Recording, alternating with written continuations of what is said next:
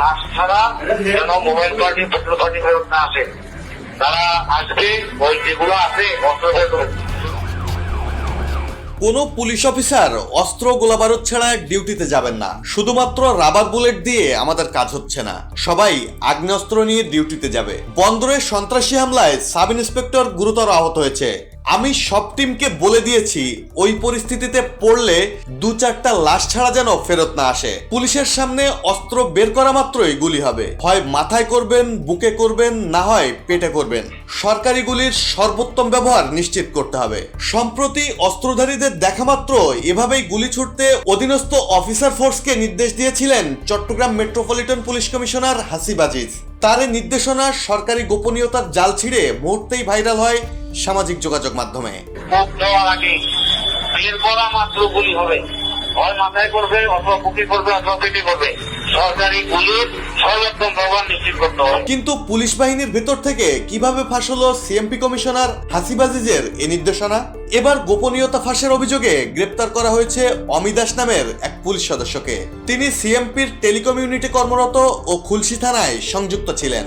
Official secrets অ্যাক্টে তার বিরুদ্ধে মামলাও করা হয়েছে। রাবার বুলেট দিয়ে আমাদের কাজ হচ্ছে না। বন্দরে কালকে আমার আরো সরকার গুরুতর আহত হয়েছে। আরেকদিন যে রিপোর্ট হইলে একটা বড় রকমের দুর্ঘটনা ঘটবে। গত 12 আগস্ট সন্ত্রাসী হামলায় বন্দর থানার এক পুলিশ কর্মকর্তা গুরুতর আহত হন। এরপরই সিএমপি কমিশনার তার অধীনস্থ সকল পুলিশ সদস্যকে ওয়াকিটকিতে এমন বিশেষ বার্তা দেন, যেখানে তিনি বলেন আত্মরক্ষার জন্য পুলিশকে অবশ্যই আগ্নেয়াস্ত্র ব্যবহার করতে হবে। তিনি স্পষ্ট নির্দেশ দিয়েছিলেন, যদি কোনো দুষ্কৃতিকারী পুলিশের সামনে অস্ত্র বের করে, তা ধারালো হোক বা আগ্নেয়াস্ত্র, তবে দেখা মাত্র গুলি করতে হবে। পুলিশ কমিশনার স্পষ্টভাবে বলেছিলেন, আত্মরক্ষার ব্যক্তিগত অধিকার সকল পুলিশের আছে। 2024 সালের 5 আগস্টের আগে অস্ত্রের যে প্রাধিকার ছিল, ওই প্রাধিকার অনুযায়ী সকল র্যাঙ্কের লোক অস্ত্র বহন করবে। আগ্নেয়াস্ত্র এবং লাইভ অ্যামুনিশন ছাড়া কোনো পেট্রোল পার্টি, মোবাইল পার্টি, টহল পার্টি, চেকপোস্ট পার্টি, টিভির পার্টি তাদের ডিউটিতে বেরোবে না। জানা গেছে গ্রেপ্তার হওয়া পুলিশ সদস্য ওয়াকিটকিতে দেয়া কমিশনারের এই নির্দেশনা রেকর্ড করেন এবং পরে তা সামাজিক যোগাযোগ মাধ্যমে ছড়িয়ে দেন। এই গোপনীয় বার্তা ফাঁস হওয়ায় পুলিশের ঊর্ধ্বতন কর্মকর্তারা বিব্রত হন এবং দ্রুত তদন্তে নামেন। তদন্তে মেলে গোপনীয়তা ফাঁসে অমি দাসের সম্পৃক্ততা।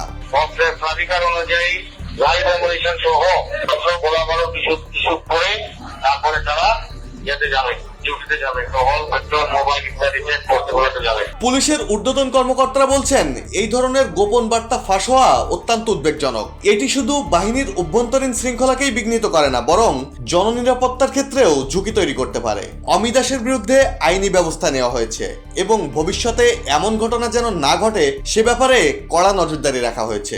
পুলিশের পার্টির সামনে এই অস্ত্র বের করা মাত্র গুলি হয়, অস্ত্র বের করা মাত্র গুলি হয়। এই ঘটনাটি আবারও প্রমাণ করলো প্রযুক্তির যুগে তথ্য গোপন রাখা কতটা কঠিন। একই সঙ্গে এটি পুলিশ বাহিনীর অভ্যন্তরীণ শৃঙ্খলার ক্ষেত্রে বড় একটি চ্যালেঞ্জ হিসেবেও সামনে এসেছে। ডেস্ক রিপোর্ট, জয় জয় দিন।